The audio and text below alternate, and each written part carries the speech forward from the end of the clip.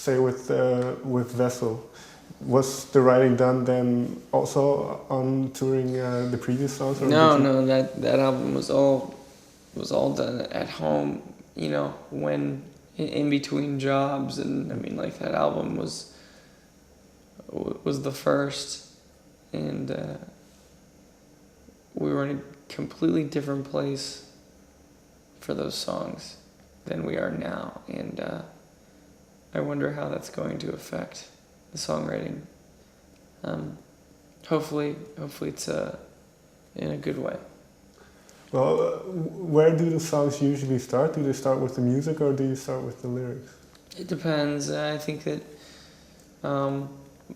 for me, I usually tend to lean more towards sound. There's certain sounds that I like to start with, and then that can then spark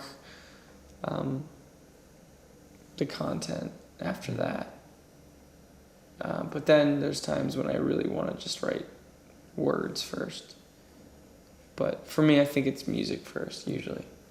And I assume then you bounce ideas off each other? Well, being on tour is just it's very difficult to write and play every day. And so before this next album, Josh and I have talked about we need to shut off the world and take time to get into a rehearsal space.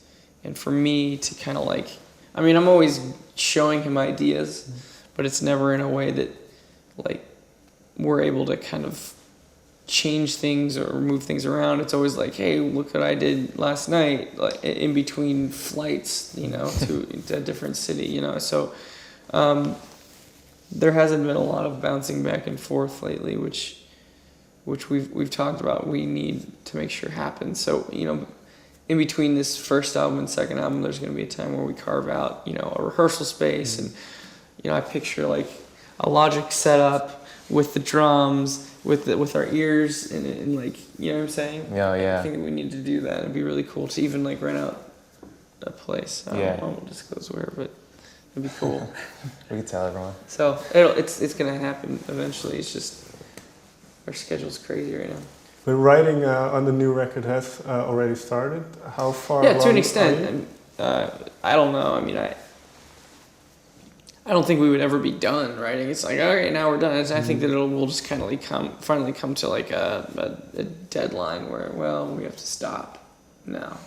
And so the fact that we're still involved in the first album and touring that album is good, because that means that that's still fresh somewhere in the world.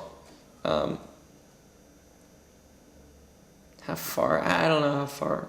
Do you have fully formed? Yeah, no. There's 4, 5, 6 fully formed songs, and then hundreds of ideas. So it's usually how it works. Well, I read that it's going to be chilled out and mysterious. That's not true. I don't know where you read that. I heard that. I don't know what it was. I think someone showed me our Wikipedia page, and it said that that Rolling Stones quotes us as saying that our next album is going to be a lot more chill and What? I don't ever remember saying that ever. So I mean, yeah, maybe there will be moments on the album, but we're not intending on completely changing everything about us to come out with some sort of conceptual album that's all about sleep or something, which would be cool to do eventually, but not now. Well, you mentioned the sleep on Vessels. Sleep, I think, is something that comes back a lot of time. Do you have a lot of sleepless nights? Well, I mean, sleep is such a common thing. We all have to do it, and the other thing that we all have to do is go to the bathroom and eat, and I don't really feel like writing songs about food in the toilet. So sleep is one of those things that I think that everyone can relate to. And so then sleep can represent so many things. It can be a metaphor for so many things, but then also you can actually be talking about sleep. And I think a lot of people resonate with struggle, and when you struggle and when you're not at peace with something, I think that the first thing to to struggle is your ability to sleep. So yeah, I would say it's a common theme. The album title, Vessels, when did you decide to call the album Vessels? I know it's a long time ago. Do you remember what we were thinking about calling it? Well, We were talking to Greg about it. I can't remember. What was the initial? We were thinking about calling it schizoid pop. Oh, that's right. Yeah. We were thinking about calling it schizoid pop because that was like the genre that some random person wrote about one time. We thought it was cool, but then like, we don't want to like make up our own genre on our first album. Like, if that happens, let's let other people do it, not us. And yeah, I remember that. so that was shut down. Honestly, the next idea was the word vessel because it just made so much sense with the album cover. The album cover is our grandpa's, and when I think of the word vessel, I think of something that's carrying something much more important than itself. And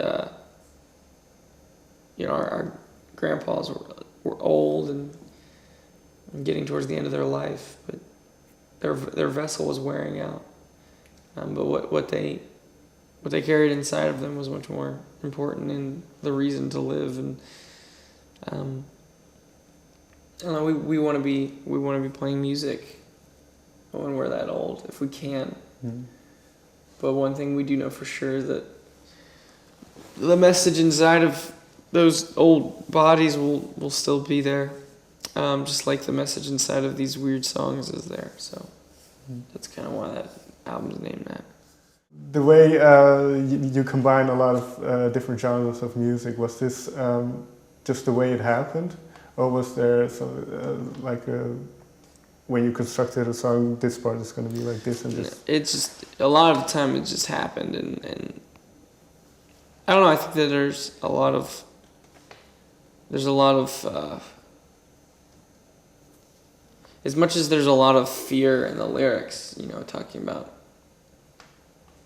fear. Mm-hmm.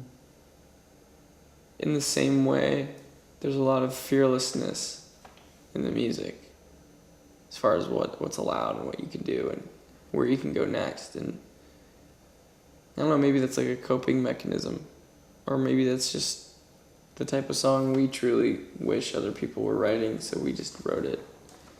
I like songs that do that. I like songs that are fearless. Well, in terms of this fearlessness, then lyrically it's quite dark and self-critical, but then, as you say, the music is fierce, is energetic and uplifting. So how do you reconcile these two elements? I just think that the back and forth between lyrics that are dark and then music that can be interpreted as happy, I think that's a really cool tension. Mm-hmm. And I don't know, you need to write happy sounding songs in order for people to listen sometimes. And then before you know it, they're singing lyrics that are actually super depressed. And that's awesome. So, I don't know, I think it's that'll always be a style of ours, I think. But has this always, even when you started out writing songs, have they always been it's like always happy songs? Yeah, it's always been like that. Ever since I started, it's always come out extremely catchy and then come out the other side extremely warped, whether that be musically or lyrically. I just always write from a pop sensibility, not because I'm trying to write something popular, but just because I'm a very, it's the way I think. It's hard for me not to come up with the catchiest version of whatever melody I'm thinking of, and then I change it from there as the song gets written. But it always starts out extremely relatable and recognizable. So then I asked Josh that we should make it cooler. Okay. I say no. Oh. Okay. Thank you for your time. Yeah, man. Thank you. Yeah. That's cool.